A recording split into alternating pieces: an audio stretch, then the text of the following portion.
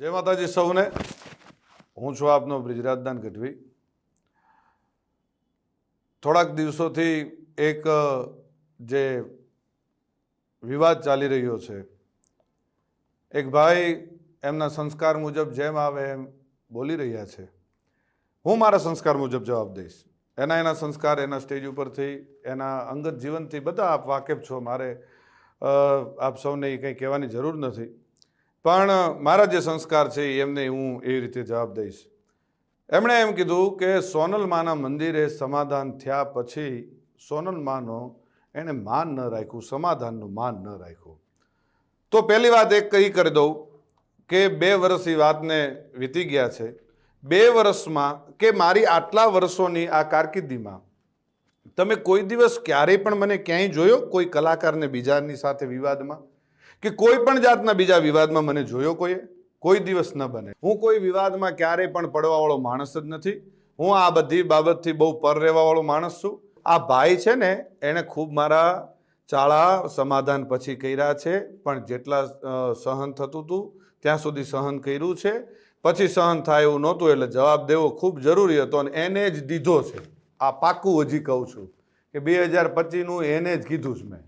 એમાં હજી હું કહું છું, રિપીટ એન્ડ રિપીટ કહું છું કે એને જ કીધું છે અને એને જે મજા આવે એને એ છૂટ છે। એને બહુ મોરે મોરાનો શોખ છે તો એને છુપા એના એડ્રેસ રાખવા પડે છે, એને છુપી રીતે રહેવું પડે છે। હું જ્યાં રહું છું, જે જગ્યાએ રહું છું, જગ જાહેર રહું છું। અને બીજું હું 50-50ના ટોળા લઈને નીકળવા વાળો માણસ નથી।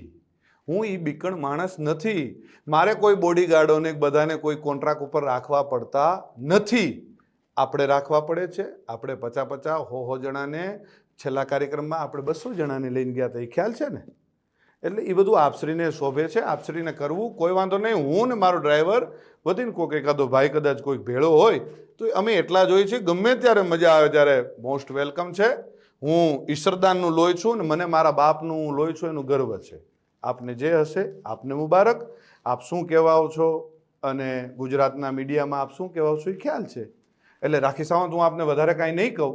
રહી વાત હું જુવાનિયાને બગાડું છું એવું આપશ્રીનું કેવું થાય છે, તો પહેલી વાત એ કરી દઉં કે દુનિયા આખીને ખબર છે કે હું દુનિયાને વ્યસન મુક્ત કરાવું છું। હું દુનિયાને સંસ્કારનો સારા કાર્યક્રમોની સારી વાતો કરું છું। આપશ્રી જેવું 302 307 આવું કરાવવાનું કોઈ કાર્ય મારું નથી।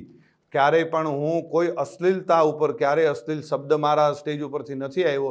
જે આપના સંસ્કાર મુજબ આપ ખૂબ સરસ રીતે જે આપના સંસ્કાર આપ દેખાડો છો એ મારું ક્યારેય હું કોઈ અશ્લીલ શબ્દ નથી બોલ્યો, કોઈ બેન દીકરી માટે ક્યારેય કોઈ હું ખરાબ વાત નથી કરી।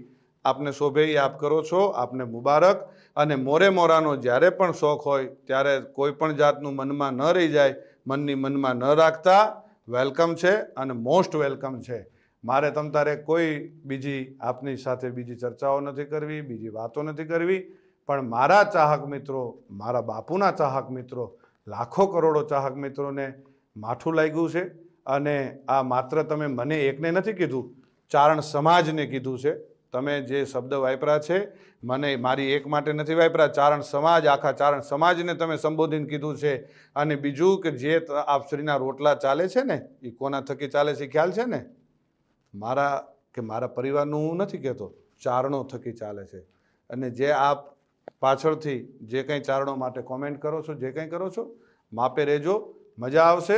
બાળકોને બાયું ચડાવવાની કે જુવાનિયાને બાયું ચડાવવાની શીખવાડવાની વાત કરો છો તો એ તમે ઓલો બાળક જે આવીને બોલે છે એ કોણ? એ કોઈને ખબર પડે? એ સ્ક્રિપ્ટેડ છે આ બધું, એ નથી ખબર પડતી? એ બાળકને તમે સમજાવીને એક ભાઈ તમને આવીને કાનમાં કહી ગયો અને એ છોકરો આવીને તમને કહે, એલા ભાઈ આ બાળકને તમે જિંદગી નથી બગાડતા? અત્યારથી આ બધું શું શીખવાડો છો? ચકલા બાજ નહીં બન જાતા, આ શું છે? શું તમારા સંસ્કારો ખબર પડી જાય છે। એટલે માપે રહ્યો, પાછા વળી જાઓ। અને રહી વાત ડાયરા ઉપરથી કોઈ કોમેન્ટ કરવાની, કોઈ ફિલોસોફી કરવાની, તો એ ખાસ હું કહું છું કે કોઈ પણ જગ્યાએ જાઓ તો કોઈ પણ રીતે કોઈ પણ કોમેન્ટ કર્યા પહેલાં ખૂબ ધ્યાન રાખજો અને કોઈ પણનો ડાયરો બગાડતા નહીં। આ વિડીયોના માધ્યમથી એટલે હું જવાબ દઉં છું, કાલ ડાયરો મારોય હતો પણ એ બીજા બધાને શું વાંક? મારે બીજા બધાનો એ જે કંઈ આપણે વાતો કરવા જઈએ છીએ એટલે એ બધી વાતો મેં કરી। અને ખંભાળિયા જે ડાયરામાં હું બોલ્યો એ સંપૂર્ણ મારા પરિવારનો ડાયરો હતો, મારા સમાજનો ડાયરો હતો, એટલે હું બોલ્યો હતો। અને જ્યાં જરૂર પડે ત્યાં બોલવાનું છે। અને જે તમને શોખ છે ને મોરે મોરાનો, એ મોરે મોરાનો શોખ તમતાર જ્યારે પૂરો કરવો હોય ત્યારે મોસ્ટ વેલકમ છે. આવી જજો મોજથી, મનની મનમાં ન રહી જાય એનું ખાસ ધ્યાન રાખજો. અને જેને લાગુ પડે એને નહીં, હું આપ શ્રીને જ કહું છું. શું? આ બ્રિજરાજદાન ઈશ્વરદાન ગઢવી આપ શ્રીને જ કહે છે, એટલે આ ખાસ વાતને યાદ રાખવી હો. અને જે ચાળો કરતા હોય ત્યાં કરવો. જૂનો રાફ ન છેડીએ એમાં જાગે કોક જડાગ. જે રાફડા કદાચ શાંત હોય એમાં હાથ ન નાખવા કે આમાં આપણે, અને ઝેરનું પારખું નકો જોવું હો. છોટો ઉંમર હોય પણ નાગ ન છેડીએ, અને ઝેરનું પારખ્યું નકો જોવું. નાગના ચાળા ન હોય, નાગના બચ્ચાના ચાળા ન હોય. અને હું ઈ માનું સંતાન છું, આ કાયમ યાદ રાખવું કે જેના આપણે નામને આપણે જે દુનિયામાં એના નામના એના ગુણગાન ગાઈએ છીએ ને, એ જ માનું હું સંતાન છું. એટલે કાયમ યાદ રાખવું. અને રહી વાત સિસ્ટમની, તો ભાઈ સિસ્ટમ અમારી શું છે એ આખી દુનિયાને ખબર છે. અને મારા બાપુજી વખતથી અમારી સિસ્ટમ ચાલી આવે છે. આપની સિસ્ટમ અમારામાંથી આવેલી છે, એ ભૂલી ગયા છો આપ શું સિસ્ટમ? અને અમારી કોપીઓ કરીને તમારે જીવન જીવવું છે. એટલે એ બધી વાતમાં રહેવા દો. ને રહી વાત 2025ની, તો આપશ્રી બોલ્યા હતા કે 2025માં હું કાર્યક્રમો બંધ કરી દઈશ. હું સિલેક્ટેડ એટલે શું? કેવી રીતે તમે સિલેક્ટ કરશો? આનો લેવાનો, આ જ્ઞાતિનો લેવાનો, આ જ્ઞાતિનો પૈસાથી? જ્યાં જઈએ ત્યાં સંબંધો બગાડીને આવીએ છીએ, નથી ખબર? ગમે એને ત્યાં મોઢા બગાડીને આપણે રૂપિયા લઈને સંબંધ બગાડીને આવીએ છીએ, નથી ખ્યાલ? બધી ખ્યાલ છે. બધી ચોખોટું, ઘણી બધી ચોખોટું હું કરું ને તો ઘણી બધી ચોખોટું થાય અને દુનિયા થૂ કરશે. એટલે મહેરબાનીથી શાંતિથી તમે જે કરતા હોય એ કરી ખાવ. અને જેમ બંધમુઠ્ઠી છે, એ આ જે બંધમુઠ્ઠી છે ને એ જ જમાવટ છે. જો ખુલી જશે તો તમને કોઈ પણ રીતે સહન નહીં થાય. એટલે મહેરબાની કરીને શાંતિથી તમારું જીવન જીવો. અને આપશ્રીની એવી ટેવ છે કે આપણે સવારે બોલીને સાંજે ફરી જઈએ, સાંજે બોલીને સવારે ફરી જઈએ. રોજ આપણે ફરી જવું હોય એ આપશ્રીના ખૂબ સારી રીતે આપના સંસ્કારમાં હશે. અને ખૂબ ફરવું, કાચીડો જેમ રંગ બદલે ને એમ આપણે રંગ બદલીએ છીએ. એ તો આપની માટેની ઘણી બધી કહેવતો છે. આપને રાખી સાવંત કહે છે, આપને કાચીડો કહે છે, આપને શિયાળિયું કહે છે, બધા ઘણા બધા છે. અને જે 18 વર્ષને આપ સાથે લઈને ચાલવાવાળી હમણે જે આ 2025થી આપને જે ભાવ જાગવા માંડ્યો છે, ખબર નથી?